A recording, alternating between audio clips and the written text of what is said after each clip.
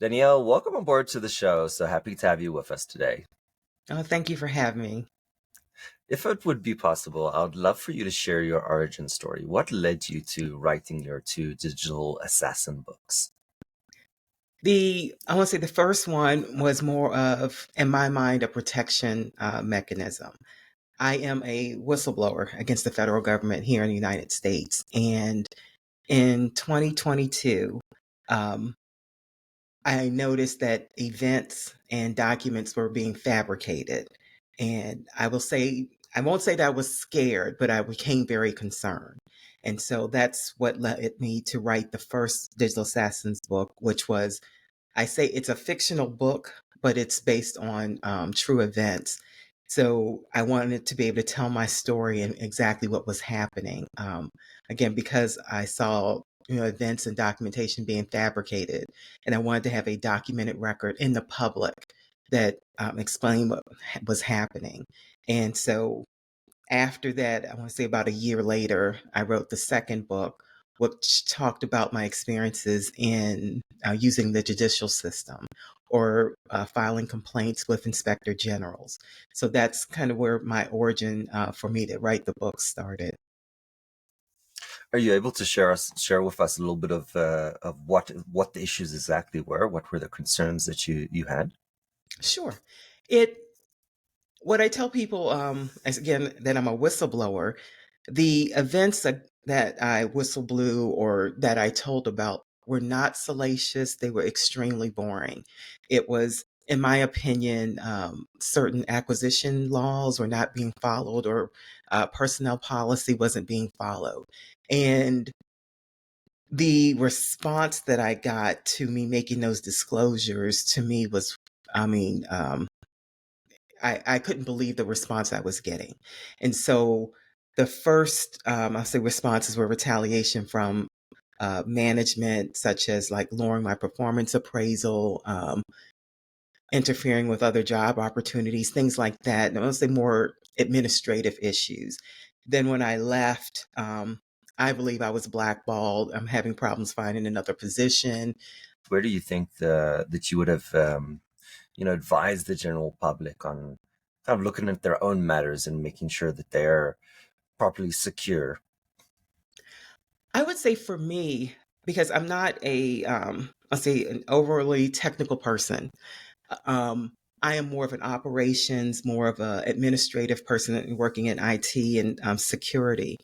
Is that you can have the best technical solution, but human behavior or human misbehavior will trump a good technical solution every time. So what I said, one of my goals, especially now that I look at my experience holistically, is education and awareness, not only to the general public, but for those of us like me who are project managers or program managers, that we can look at, I say, insider threats, and that we can become the insider influence to look at things more from a human behavior or risk management perspective. Like I said, you can have the best technical solution, but if the policies aren't in place, if there aren't technical solutions to support those policies, you can have bad actors who can put both you or your company or organization at great risk because we didn't look at human behavior as part of our risk analysis. Danielle, I have a really difficult question to you, and this is something that we experienced as well personally. When you have bad behaviors in the organization, you know, it's not ideal, but there can be serious repercussions for individuals reporting. How do you balance out that decision to report a bad behavior and be able to sleep at night, as opposed to, and in addition, pay that very personal price? Based on my experience, and you're right, it is not a pleasant, like I said, for me, I've been going through this for 7 years. So the first thing that what I would recommend or the advice that I would give people is that to connect with some type of whistleblowing community. Um, that would be the first thing that I would tell anybody before you report on any behavior. Connect with that community.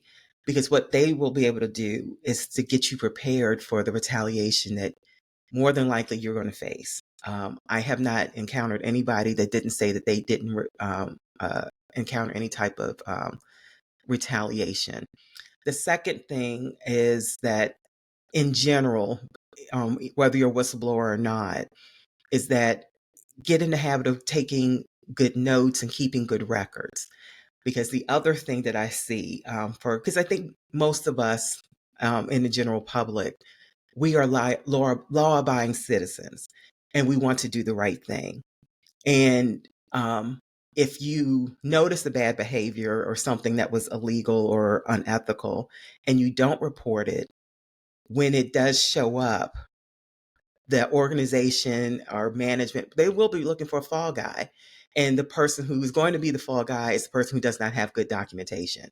So even if, because you're concerned about your safety or how that might impact you from a financial perspective, and those are good and understandable concerns to have, just make sure that you have your documentation where you notice the behavior, who it was that was doing it, that you weren't part of it. And then if there were questions, because they will, well, why didn't you report it? Well, look what happened to the Boeing whistleblowers, or look at what happened to whomever. I had a concern that I didn't want to be one of those individuals. So that make sure you keep good records also. Is this just, something you write to yourself, or is there a way that this information and records can also be considered legal or illegal in the future? I would say that I would have a few ways of doing that. So one, keep a journal where you, for yourself, for your own records. The Mm. second is that you can use email. For example, if you are directed to do something that with which you're not comfortable or you believe it violates either a law or a company policy, you can always follow up with that individual who gave you that direction. And like I always tell people, you don't have to be rude or belligerent about it. You can just say, so and so, Jane Doe or uh, John Doe. I just wanted to follow up on our conversation earlier. Um, this is my understanding. You requested that I X, Y, and Z. Um, and I wanted to ensure that that was your direction. And the reason that I'm following up is that, just on my interpretation of company policy X or whatever law, this might be in conflict with that. But if my interpretation is incorrect, and that is your direction, and if there's no conflict there, I just want to make sure that I'm doing the correct thing. And you can send that email. And what my experience has been is that a lot of people don't like to respond in writing, but you just keep that paper trail to yourself and send it to that individual. It'll be in your sent box, print it off and keep a copy. Another thing that I do also tell people is that anything electronic can be manipulated. Um, Electronic records can be manipulated. And even though, and I understand and I do support, for environmental reasons, we try not to keep a lot of paper. But until laws are changed and things are have changed, paper records are the best way to be able to cover yourself. On the one hand, the second that you're let go or you separate from an organization, they're closing down your account. You do not have access to it. So if there's any illegal matters which require it, actually your employer has all the information. You have nothing. But on the other hand, all those interactions were your employer's data. And if you print it, take it out home, is there a concern here that you're actually taking information that you don't own? So you're maybe breaking a different law. What's the balance between those two items? I would say, and that would be something for each individual, you would have to do your research. For example, there's some things that would be considered like organizational company property. Um, I have heard, I'm not going to say I've talked with anyone directly, especially people who do contracting, whether it's the government property or not, I'm keeping all of these records. And because I think the law is like 7 years. And after 7 years, they'll get rid of it. But especially I want to say here in the U.S. with contracting records, you can go to jail, and so they're like, I'm more concerned about being set up later. So for the first things that people to keep to do your research to see what you can keep and what you can't keep. And there's another way that you can get information. At least there should be, I think, in every country, but definitely here within the United States, there's like a Freedom of Information Act or some type of uh, Information Act at the state level where you can request records, where you do a formal request for certain records, and uh, they'll have to provide you something. And even if they're redacted, you be able to get the records that way.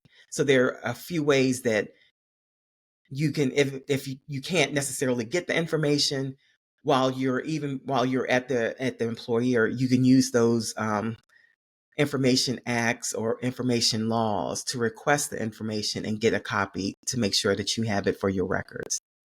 Interesting. Um, so first of all, I need to congratulate you. You have just released your latest book called Protecting Yourself: How Data Theft Can Impact You.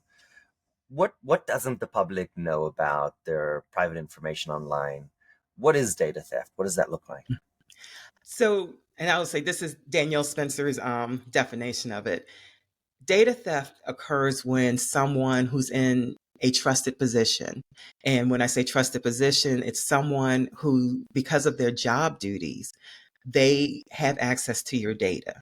So it's someone in this trusted position and they abuse that position and they either collect, disseminate, um, share, they do something with that information that is not in line with the company or the organization's rules. And I'll give it like a really quick example. This could be someone who works in a doctor's office. And let's say they see patients that come in and out all the time. And they have no ill will, but they're curious.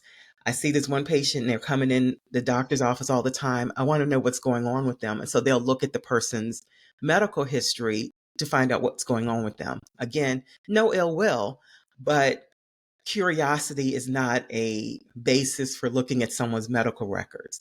So that is kind of what data theft is. And it is my belief that it occurs a lot more than what people realize. And when people, regardless of their motive, can use their position. Like I said, it could be office worker, it could be database administrator, it could be an HR individual. Anyone can use their position to access your personal information, and you don't know their motive. That puts all of us, even organizations, at a disadvantage because that information can be shared, it can be sold, anything. It can be used in retaliatory records, anything, but it's your information. And most of the time, because it's data theft and the person's in a trusted position, they're talking about factual information. It's actual facts. It's not something that's made up. And I mean, we go into the doctor, we give the information that they need. Is there any way for us to protect ourselves? I mean, what would somebody even do in a situation like this? Well, that's one of the things I want to say. Me personally is a uh, an area of passion that I have now. Mhm. I never thought about this before, especially not before becoming a whistleblower. Is that how much of our data and our personal data either is available online or that people have access to. And there aren't laws, there aren't policies really to protect us. There's some things out there, but it really is nothing like to protect us. And I'll like use a different example in the federal government here. If you're associated with or connected or employed by, they have at least seven, and it could be if you've worked for a federal government a long time, up to 30, 40 years of your personal data. And right now, as long as the person says it's within their scope of their duty, that they can access your data and use any excuse that they want. And so right now, like I said, the laws are not there to protect us. The what I believe, there's somewhat of an infrastructure there. You could, when people, especially if it's electronic, you can get a log of who's accessed data, but there's no laws or anything that are really there that compel governments or private organizations or even nonprofit organizations to disclose to individuals that, hey, your data has been accessed by this person, and or any type of notification. So those are the things that I have a passion about making sure people know, that these are something that we need to, as especially as things become more electronic, things become more digital, that we know that these things are occurring and laws and policies need to change or be updated or even created so that our privacy is protected. Neil, it's one thing when, you're giving information in a healthcare or government situation, but we're giving our information, sensitive information, freely online on social media. Is an aspect of this also around today's culture as opposed to the laws? In some respect. And let's say with social media, you're not necessarily given information such as where you've lived for the last 7 years. Um, there's some people, like when they take trips, they might do that, but you're not giving them your license. You're not giving your license number or your passport number. You're not giving the date of birth of your in-laws or your stepchildren. Majority of us are not getting that type of information. So there is, I would say, with social media, there is some concern there. But for me, the more or the bigger concern is companies being able to collect our data and be able to disseminate. And I'll give an example. In the state of Maryland, let's say if you have some type of lawsuit, you can go online and get all this lawsuit information. And let's say that someone was going through a financially rough time. When the company is suing them for whatever they owe, that all that information is available online. So you can just go into this database. You don't have to have a business reason to know, but you can pull up a low point in someone's life and get part of their social security number, their address, who the company is, all of this information. And in my thinking, when I saw this, I said, why is that information available? What good is it to the public to know this information and not even being able to track who's accessed it and see if there was a need for them to know? So I'm gonna say that's more of my concern. There is some concern with social media, and I think especially with younger people, teaching them once you put it out there, it's out there all the time. But the bigger concern is factual information that's being put out by organizations, and us not knowing who's accessed it and what they're doing with it. Danielle, I appreciate you coming on the show today. We have just one question that is scripted and we ask everyone, and it's a difficult question at that. If you had to go back to 20-something-year-old Danielle, what would you advise her? Wow. Um, and at the age of 20, I want to say midpoint in my career. And I would probably have given her like different career advice. I wanted to be a doctor. That's kind of where I started off in my mind. I wanted to be a doctor. When I went to my first autopsy, it was not a pleasant experience, but I learned that that was not the right way to go. So if I could go back to the 20-year-old me, um, I probably would have said, instead of going into the medical field, you probably should have done something like criminal justice or something in the legal field. So that would be the advice I would have given my 20-year-old me, that a different career field is probably where you should have been. Danielle, thank you so much for coming on the show today. I appreciate you. Thank you.